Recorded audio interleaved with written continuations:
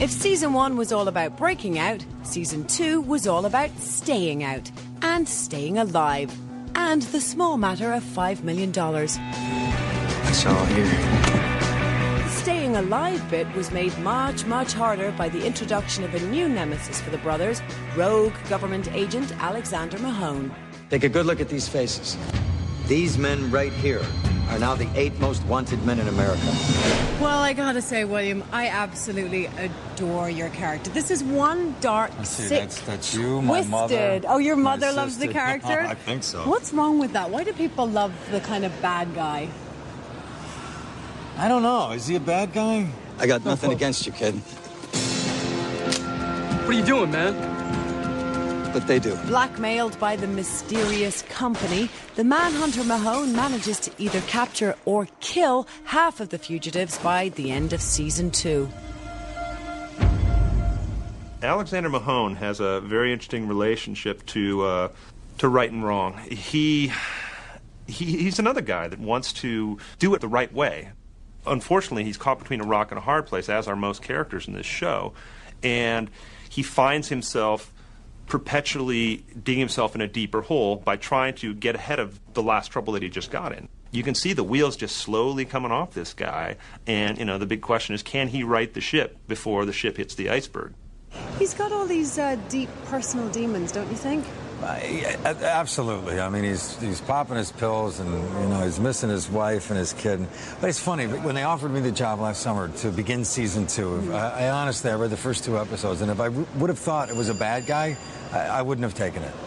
But there was enough going on and all that demon stuff that you were talking about that made it interesting and worth doing it. But I never see him as a bad guy.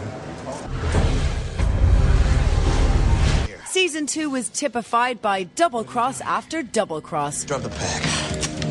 No one's going anywhere. Fugitives double-crossing fugitives.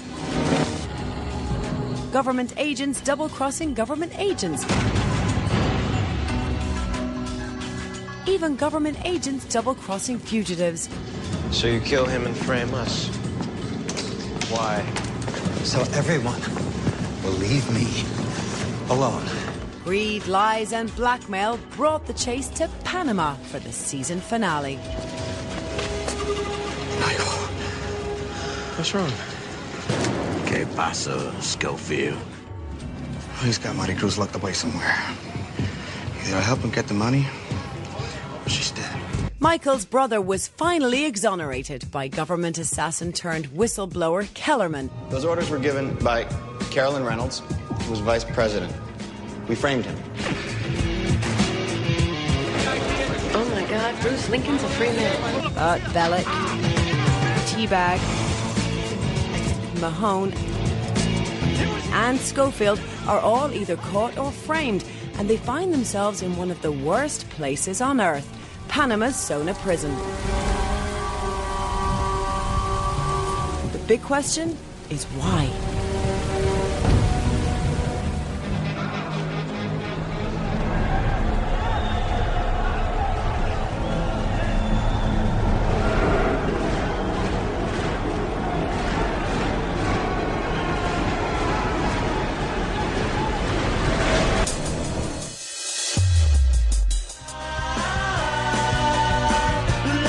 Season 3's building up to be the best season by far. We all know Michael might be trying to escape because that's what he did in Fox River, and we're hoping maybe we can get on board with that. To put us all back in the prison, some of us like each other, some of us hate each other, is going to be reminiscent of Season 1. This is going to be our best, most deadly, most compelling season yet.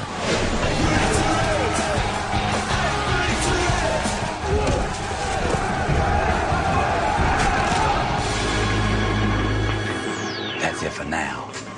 But make sure you come back for more behind the scenes. So, if you went to prison to break your brother out, broke out, went on the run, found hidden millions, got double crossed, and then got sent back to prison again, what would you do next?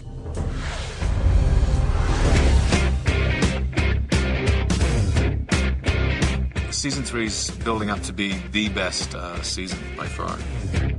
We We all know Michael might be trying to escape because that's what he did in Fox River. At least that's what we're hoping. And we're hoping maybe we can get on board with that.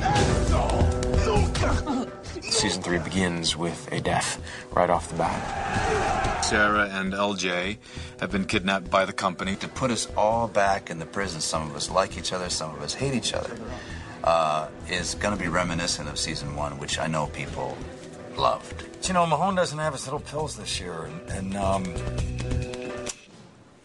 he's missing them.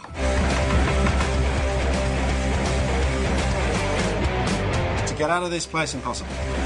You only go out in a body bag. Sarah's gonna die, LJ's gonna die, and possibly Michael. This is going to be our best, most deadly, most compelling season yet.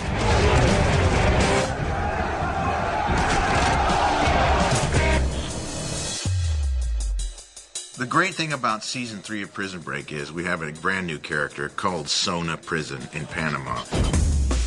And Sona Prison is the worst of all possible prisons you could ever be in. Now, at the end of season 2, we saw you in handcuffs and not looking so good. Are you going to Sona? What's the deal? I'm going. You're going down, baby. Yeah, this is dark. This is the first day of the rest of our lives. How about we work together, you know, help each other out? Except every time I look at you, all I can see is the man who killed my father. You're on your own. Action! You have to see the outdoor courtyard set. It's amazing. It's so yeah, it's another character. You don't have to walk out there and think, geez, how do I feel about this? It's hot, dirty, dusty, and they got 100 extras, and every one looks like it'd kill you. The new prison makes the old prison look like a trip to the day spa.